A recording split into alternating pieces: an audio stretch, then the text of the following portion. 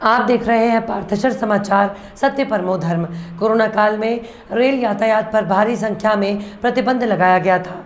अब स्थिति ठीक होने के बाद भी ट्रेनों को शुरू नहीं होने से नागरिकों को भारी परेशानी का सामना करना पड़ रहा है। जनता की आवश्यकता को देखते हुए सांसद बालू धानोरकर ने रेल विभाग से संपर्क किया और ट्रेन नंबर 08808 वड़सा चांद फोर्ट और train number 08805 Chanda fort Gondia 12 coach MEMU passenger special train शुरू की।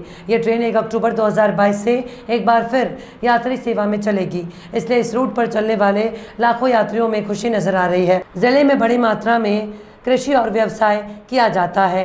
चंद्रपुर जिले के धान क्षेत्र के किसानों और गोंदिया जिले के व्यापारियों की सुविधा के लिए चांदा फोर्ट गोंदिया ट्रेन शुरू की गई थी।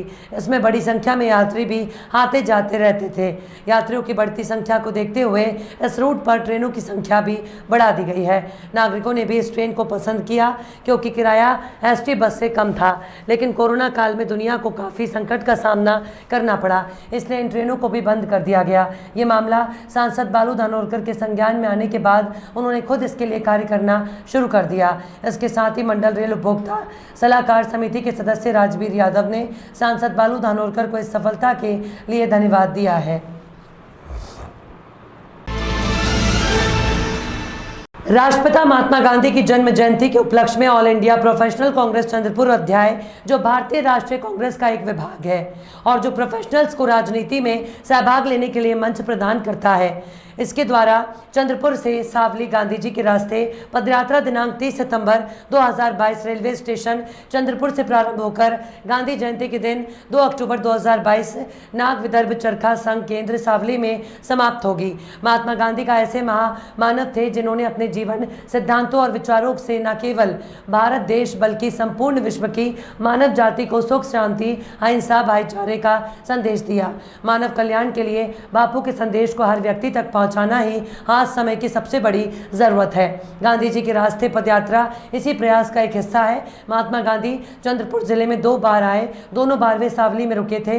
पहली बार 14 नवंबर 1933 और दूसरी बार 27 फरवरी 1936 से 5 मार्च 1936। कुल 7 दिन वे सावली के नाग विदर्भ चरखा संघ परिसर में रुके थे। उनके आने का उद्देश्य देश में चरखे और लघु उद्योगों के महत्व को बढ़ावा देना था। न केवल महात्मा गांधी बल्कि उनके साथ सरदार वल्लभ भाई पटेल, डॉक्टर राजेंद्र प्रसाद आचार्य, विनोबा भावे, डॉक्टर करियप्पा, जमुआलाल बजाज, सरोजनी नायडू, सुशीला नायक और अन्य राष्ट्रीय नेता भी उपस्थित थे। ऐसे पुण्य स्थान का जनमानस में प्रचार प्रसार हो, ये भी इस पदयात्रा का मुख्य उद्देश्य है। गांधी जी के विचार और मूल्यों का प्रचार प्रसार करना, सावली का ऐतिहासिक महत्व जनमानस तक पहुँचाना, चरखा और खादी का महत्व बढ़ाना और राष्ट्र निर्माण के लिए समाज को प्रोत्साहित करना इस पदयात्रा का मुख्य उद्देश्य है। पदयात्रा जन जागृति रैली 29 सितंबर 2022 गुरुवार शाम 4 बजे गांधी चौक चंद्रपुर से रेलवे स्टेशन चंद्रपुर तक निकाली जाएगी। 30 सितंबर 2022 को चंद्रपुर रेलवे स्टेशन से सुबह 8 बजे प्रारंभ होकर चिचपल्ली में रुकेगी। दूसरे दिन 1 अक्टूबर 2022 चिचपल्ली से सुबह 8 बजे प्रारंभ होकर मूल में रुकेगी। तीसरे दिन 2 अक्टूबर 2022 मूल से सुबह 8 बजे प्रारंभ होकर सावली में समापन होगी। गांधी विचारधारा में विश्वास रखने वाला कोई भी व्यक्ति इसमें शामिल हो सकता है। गांधी जयंती के उपलक्ष्य में all India professional Congress Chandrapur अध्याय एक पदयात्रा आयोजन कर रहा है, जिसमें चंद्रपुर शहर का कोई भी व्यक्ति जो गांधी विचारधारा में विश्वास रखता है वह व्यक्ति इसमें सहभाग ले सकता है।